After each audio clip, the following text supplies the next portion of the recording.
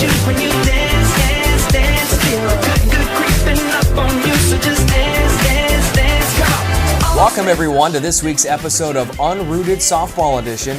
And my guest for this week's show is none other than freshman utility player on the softball team here at Menlo College, Malia Johnson. Malia, thanks so much for joining me on the show. Thanks for having me. You're very welcome. Let's start by getting to know you a little bit better. Last year, the Oaks had the Wright twins on the softball team. This year, they have Malia Johnson, one-third of the Johnson triplets. What is it like being a triplet? It's not, I don't really know anything different about, I don't know what it's like to not be a triplet, so it feels pretty normal to me, but it's nice having, built-in friends wherever I go. Whenever we move schools, I always had someone to talk to, so it's nice to always have someone with you. They're brothers, correct? You have Yes. two brothers. Are they identical? No, we're all fraternal. All fraternal. Yeah. Okay, so if I were to see a picture of the three of you, I wouldn't necessarily think you're twins. That's yeah. how it would go? Okay, so you couldn't have ever pulled off the whole trying to pass off as one of the others. Also makes it a little more difficult because they are guys, you are not. Yes. Do they ever try to gang up on you? No, not usually. Usually it's me against them, but it's not them bullying up against me. Gotcha. Now, back at Del Campo High School, you were the president of the Link Crew. This was something that I had no idea what it was until I had to Google it to find out what a Link Crew is. How did you get involved with that, and what do you love about helping younger classmen kind of transition to the next level? When I was a freshman, I came from a really small middle school with about 60 kids in my graduating 8th grade class. And so going into high school, I knew my brothers and one other person. So Link Crew really helped me branch out and join new clubs and be willing to go out and talk to new people. So I wanted to be able to do that for other kids. So junior year, when I was able to apply to be a Link Crew leader, I really wanted to do it so I could help other freshmen who had the same problems as I did. That's awesome. Now, you're also a bit of an artistic individual from my understanding. You like to paint and draw, is that? Sometimes. Okay, sometimes. Not all the time, but... I know you have some competition on the team because Elena Morgan is quite the artistic individual. Who's better? I've never actually seen any of Elena's drawings or paintings. I'm not sure exactly what she does, so I'm not sure how to compare us, but I'm sure she's better at some things and I might be better at others. What is it that you enjoy doing the most? I like doing designs, not tribal designs. My brother does that, but I do just little mandala kind of things. I did one on my roommate's arm. I just did it with Sharpie, and it was all up her arm. With a Sharpie? Yeah. And then it never washed off? It actually washed off pretty easy. Really? A Sharpie? Yeah. I would be terrified to let you anywhere near me with a Sharpie because I wouldn't want that to be on my very pale skin for a long time. Yeah. I feel like that would not be a good combination whatsoever. All right, let's talk about the team here a little bit, Malia. Last weekend, the Oaks went down to Arizona, and you guys picked up your first conference series win of the year. You swept Arizona Christian. How good was it to leave Arizona with those wins under your belt?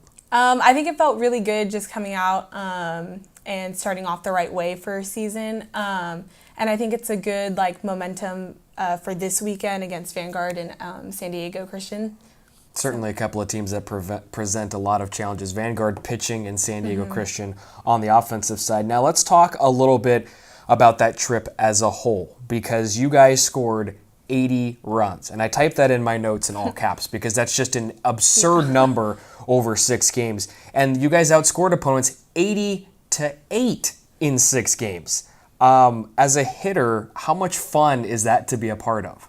It's a lot of fun, especially when we get those rallies going, because everyone's kind of bouncing off of each other and the momentum just keeps going. So it's fun to go from each batter to each batter and just keep it rolling. Yeah, I mean, I think you guys had something like 3 different innings where you scored at least 9 runs down there. I mean, I've never seen any kind of offensive outburst like that.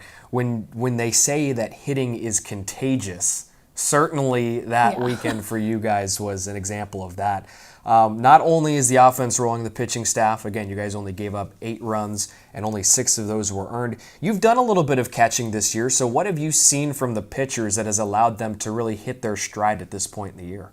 I think one of the biggest things about them that has improved over the season is like their confidence, like them going out in the mound. I can tell when they know they're going to do good, or like they're not nervous or stressed out about the other team.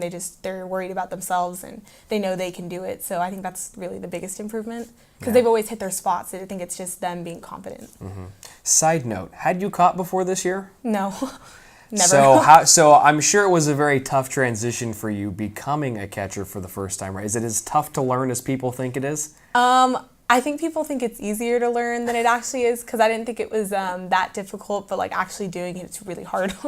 Certainly having a coach like Kristen Thompson, who was a former catcher, I'm sure she's been quite a large mentor for you trying to learn the spot a little bit. Yes, she's been a lot of help, and there's a lot to learn, so it's nice to have someone who knows what they're doing. Absolutely. It's a really an ongoing process that's going to take a while. And I mean, you talk to even a veteran catcher. They're always learning the position. Yeah. So many things you got to do well. All right, now let's talk a little bit more about Elena Morgan. Let's go back to her here. She just won Conference Player of the Week honors for her incredible weekend in Arizona. 10 for 14, 4 homers, 13 RBIs. Ridiculous numbers.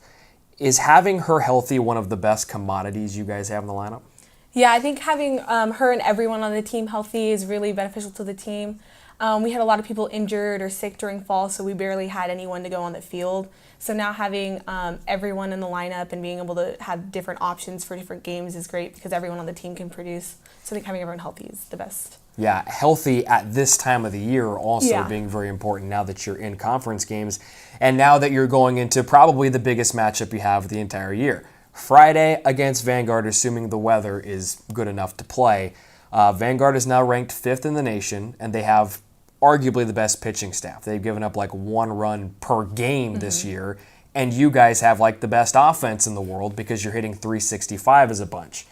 Are you as excited for this series as I am? Because I'm pumped. Yeah, I'm really excited for this weekend. I think after going to Arizona and getting all those wins, it's a good confidence booster for this weekend. So I think we know we can do it, and I'm excited to see how this weekend goes. On the offensive side of things, what do you know about Vanguard's pitching staff?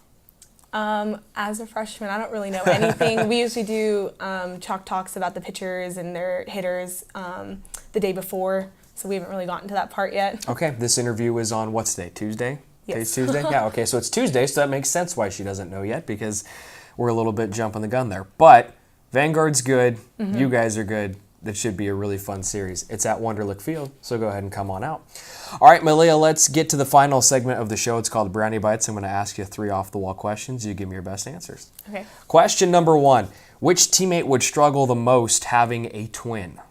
I would have to say probably Brooke, just because she's so competitive. I feel like she'd want to like compete against her twin or whatever, like in every way possible. So I'm assuming you mean Menacini Yes. because the competitive side Yes. of it is what gave it away. Every single time there's a question that goes back to her, it's always, oh, she's competitive. Oh, she'll turn anything into a sport. So I think you're right with that one. She would definitely want to beat her twin at anything. Doesn't matter, boy, girl, whatever. Question number 2, which teammate has the worst artistic ability? I would probably say Caitlin. She always, whenever we have to like do anything, it's always like she'll like doodle in the corner, but they're just like little stick figures. So. That was going to be my question: is stick figures? Is Yeah. that something she's good at doing? Yeah. Caitlin, I'm right there with you. I'd like to think that I have an artistic bone in my body, but the one thing I can't do is people. I can't draw people at all. So if I'm going to do a person, it's definitely going to be a stick figure. Yeah. There's just nothing, I can't do it. Are you any good at drawing people, humans? Definitely not people or anything like realistic. It's usually like just designs or like cartoony things. Yeah. See, that's fine. I can do that. Yeah. I think anyways. But people, no. Hard pass on that one. And then question number 3, you've been a class treasurer before back in high school, so I got to ask, who on the team would make the best financial advisor? I would say Natalie, because she's a finance major. I feel like she just knows what to do with money and she spends her money well. That makes sense. Yeah. Are there any other finance people on the team? Finance, accounting? I think Bryce is a finance Bryce, major. that makes, I think you're right on that one. Yeah, and then I'm not positive about anyone else. Who would make the worst financial advisor? Honestly, probably me. Oh no. I mean, I was class treasurer, but like I don't really spend my money well. So you're going to make sure that you're going to spend the group's money Right. well, but your own money, that's a completely different story. Yeah. All right, Malia, thank you for joining me on the show. Thank you for having me. You're very welcome, folks. The softball team is at home this weekend. Sure, the weather might not be that great, but at least at this point, we're planning on playing a couple of doubleheaders. First, the Oaks take on 5th-ranked Vanguard University for a doubleheader at Wunderlich Field starting at 12 o'clock on Friday. Then same time, same place on Saturday, the Oaks host San Diego Christian for the second of back-to-back GSAC home series. We invite you to tune into next week's episode when Malia Johnson will select the next interviewee by me, Brian Brownfield, right here on Unrooted Softball Edition. Until then, we'll see you next week. Take care, everybody. Nothing I can see but you when you dance, dance, dance. Feel good, good creeping up on you, so just dance, dance.